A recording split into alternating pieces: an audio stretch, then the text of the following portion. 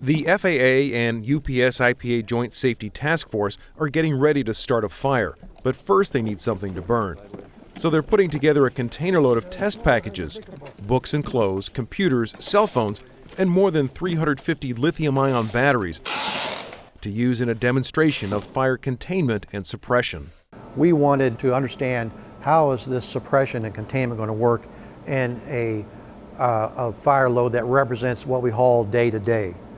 The subject of the test is a prototype A2N container built with new fiber-reinforced plastic panels and a built-in fire suppression system. The FAA invited UPS to test the container at its technical center in Atlantic City, New Jersey, because the agency also is searching for solutions to in-flight cargo fires. We both have a benefit from conducting these tests. We're both learning. We are testing some of the things that we might not have thought of ourselves to test because it's an area that UPS wanted to go in. So I think it's been an excellent relationship where we're both benefiting from it. Ignition for the fire is a heating element surrounded by 6 lithium-ion battery cells. Previous tests have been successful in containing a fire, but this demonstration is the first with a load representing customer packages. The first indication of fire is about 7.5 minutes into the test. One of the batteries in the ignition box explodes.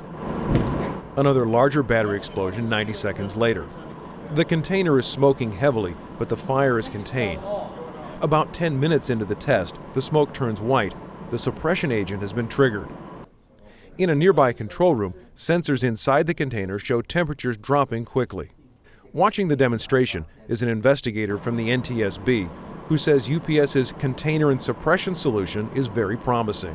The goals of the NTSB for cargo fire safety are to be able to detect a fire very early and to be able to suppress it before it grows and becomes a threat. And these tests look like they are achieving that objective.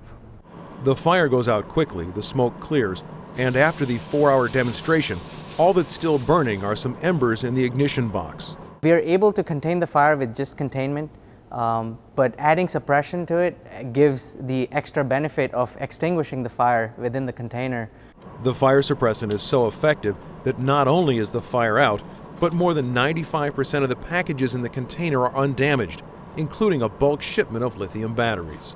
Right now, we just demonstrated that this container can suppress a fire for over 4 hours, and the fire is basically out.